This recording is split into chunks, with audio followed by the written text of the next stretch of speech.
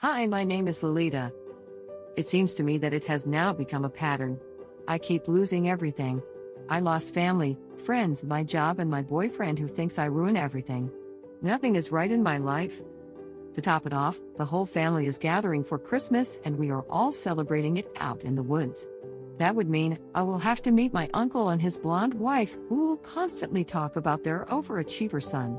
Then my two aunts, one who likes to brag about her expensive stuff and the other, who is a coquette. I don't want her to keep telling me that being single is great and that I will end up just like her, and then I will have not as if she is living her best life, but that is the thing. I don't like being alone. I want one reliable person in my life, who I can share everything with. Coming back to the family, my parents are going to be there, who will look at me with pitiful eyes and wonder what they did wrong and why am I not like my siblings, who are now married and doing really well in their lives. So the only person I am actually excited about meeting is my grandmother. Now, don't get me wrong, I love my family, it is just that they all get a little too much sometimes, and my grandmother is the only person who truly understands me. This time, I do not want it to be like every other Christmas, so I invited my best friend, Clara, and her brother, Carlos, to come celebrate it with us since their whole family is away. A little twist though, I asked Carlos to be my fake boyfriend to avoid all the drama in the house. What could go wrong? I mean, he is my friend's brother, so he won't get the wrong idea. Plus, he is cute and educated and is very adorable. Okay, I admit it, I have had a crush on him for a very long time, but he is way out of my league, plus he is my friend's brother, so there is no point in thinking about it. Carlos agreed and we all went together to the cabin in the woods for Christmas. It was very beautiful, the snow covered everything, and we're cozying up near the fireplace. I introduced Carlos as my boyfriend and everyone was shook. My sister and my brother nodded with a smirk, which meant they approved. My parents were happy to see that I wasn't alone and we were the center of attention. I kind of liked it. My cousins asked me where I found such a handsome guy, and for once I felt important. Even though it was all fake, we were able to fool everyone but my grandmother, who just smiled and kept on looking at us. I was getting nervous, but Carlos was very calm. He was so in the act that he even brought presents for my parents and said that it was from the both of us. He got my mom a brooch and my dad a tie he had his eyes on.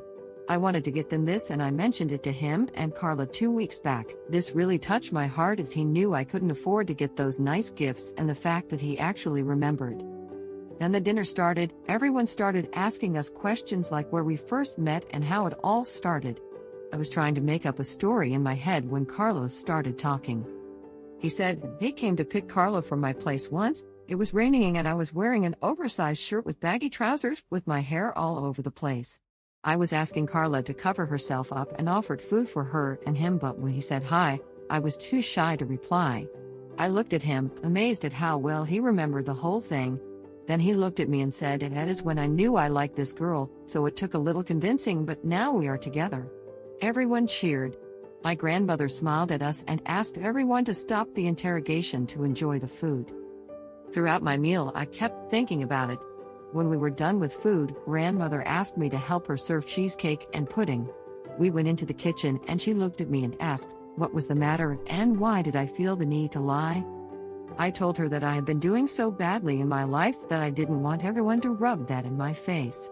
She lovingly hugged me and told me that the storm will pass and eventually everything will fall into place, but till then I should know that everything happens for a reason. Then she pointed towards Carlos and said, "For example, you wouldn't have met such a fine gentleman, and it seems to me that he really likes you." I told her that it can't be, he will reject me instantly, and what about Carla, and she wouldn't want that. My grandmother told me to just go with it and to talk to both of them about it. While everyone was busy opening the presents, I took the opportunity to talk to Carlos. We sat in the corner and I told him what grandmother thought. He looked at me and said that it is true. He has had feelings for a very long time, but he never said anything because the timing was never right. I looked confused and told him that I like him too, but I don't want to lose Carla. He laughed and said that Carla will be our biggest supporter. She wants us to be happy and has known about his feelings for a year now. He said that she was the one who pushed him to confess, but he wanted to give me time. I felt relieved. He then looked at Carla and gave her a thumbs up and she came running to us and hugged us. Then the whole family just sat together while drinking hot cocoa and listened to Dad playing the piano.